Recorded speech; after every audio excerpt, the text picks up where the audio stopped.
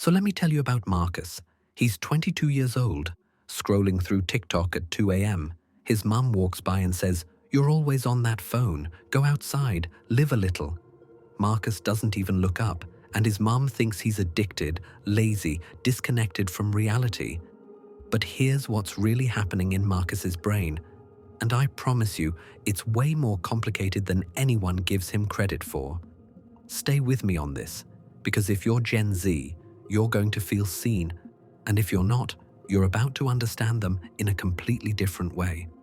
Marcus was born into a world that was already broken. Think about that for a second. He doesn't remember 9/11, but he grew up hearing about it. He was in elementary school during the 2008 financial crash. He watched his parents stress about money, about jobs disappearing. He hit his teenage years right when the pandemic locked down the entire world. His brain developed during constant crisis. And here's what psychologists have found. When your brain forms during ongoing uncertainty, it literally wires differently. It's always scanning for the next disaster, always waiting for the other shoe to drop. That's not anxiety disorder, that's adaptation. His brain is doing exactly what it's supposed to do in an unstable environment. And you know what else? Marcus has never known a world without the internet. Let that sink in. Every embarrassing moment of his life could potentially be filmed and shared with millions. Every opinion he has can be picked apart by strangers. Every career move is documented online forever. You and I, we got to mess up in private. Our awkward phases stayed in photo albums. Marcus's generation, their mistakes live online permanently. Can you imagine the pressure of that? Here's where it gets really interesting. People say Gen Z is obsessed with their phones, but look deeper. What are they actually doing on those phones? They're curating every post, every story, every comment. It's calculated because they learned early that their online presence is their resume, their social life, their safety net, and their reputation all rolled into one. One wrong post can destroy opportunities they haven't even gotten yet. So when Marcus spends an hour editing a photo before posting it, he's not being vain. His brain is running a risk assessment. Will this hurt me later? Will people judge me? Will this affect my future? That's exhausting mental labor disguised as scrolling. And let's talk about the comparison trap, because this is where Gen Z really suffers. Marcus opens Instagram. His feed shows friends traveling Europe, someone's new car, another person's perfect relationship, job promotions, perfect bodies, dream apartments. And it's endless. Scroll, scroll, scroll. Everyone's winning except him. But here's the psychological trick his brain can't escape. He knows intellectually that it's all curated. He knows people only post highlights. But his emotional brain doesn't care. It sees success after success and whispers, "You're falling behind." Previous generations compared themselves to their neighbors, their co-workers, maybe some celebrities. Marcus compares himself to literally everyone, all the time, every single day. The comparison pool went from 100 people to 1 billion people. His brain wasn't designed for that level of social comparison. Now, here's something that confuses older generations. Gen Z is incredibly lonely despite being the most connected generation in history. How does that make sense? Let me explain. Marcus has 500 friends online. He can message anyone anytime.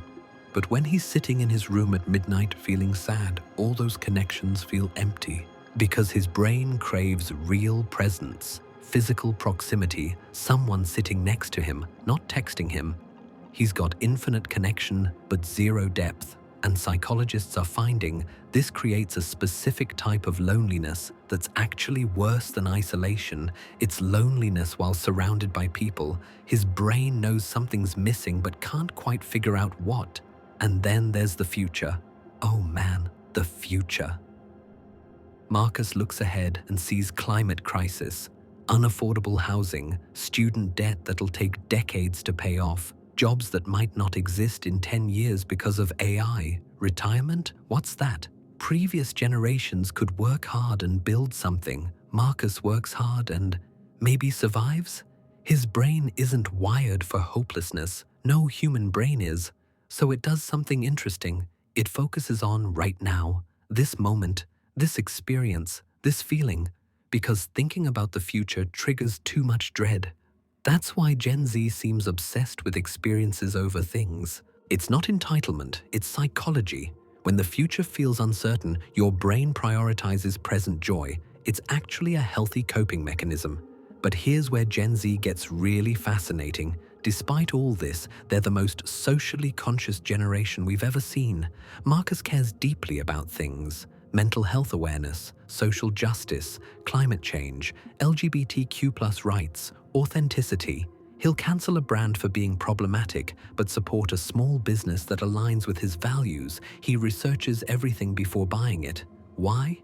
Because his brain learned that systems are broken and individuals have to fix them. He doesn't trust institutions, governments, corporations, media. They've failed him repeatedly. So he trusts people, communities, movements. And when older generations say Gen Z is too sensitive, they're missing something crucial. Gen Z isn't more sensitive, they're more aware. They notice injustice that previous generations ignored or accepted.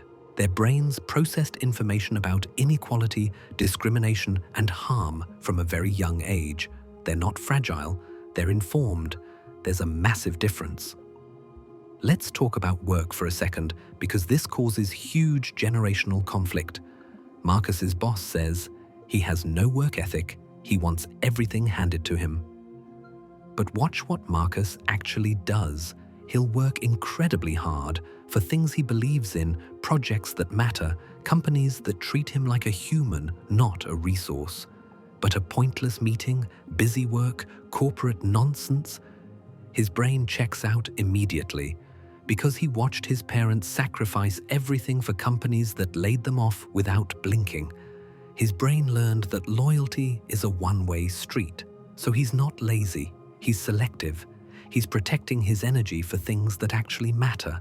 That's not entitlement, that's learned wisdom from watching the generation before him get burned. And here's something beautiful that nobody talks about. Gen Z is redefining masculinity and femininity. Gender roles, relationships, success, mental health. Marcus can cry and still be strong. He can talk about therapy without shame. He can split bills on dates without his masculinity crumbling. He can choose not to have kids without being seen as broken. His brain isn't trapped by the rigid boxes previous generations built. And yeah, that makes older people uncomfortable. But psychologically, it's incredibly healthy.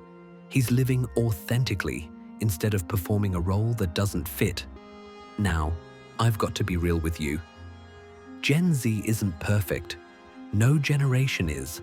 Sometimes their need for validation turns toxic. Sometimes the irony and detachment becomes avoidance. Sometimes the social consciousness becomes performative. Sometimes rejecting old systems means not building new ones. But here's what I need you to understand. Every behavior, every trend, every quirk, there's psychology behind it. There's a reason. When Marcus doom scrolls at 2 a.m., he's trying to feel in control by consuming information. When he changes jobs frequently, he's protecting himself from exploitation. When he seems detached, he's guarding his mental health. When he demands authenticity, he's tired of being sold lies. His brain is doing its best to navigate a world that's fundamentally different from any generation before him. So here's my question for you, and I really want you to think about this. Drop your answer in the comments. If you're Gen Z, what's the biggest psychological struggle you face that older generations just don't get?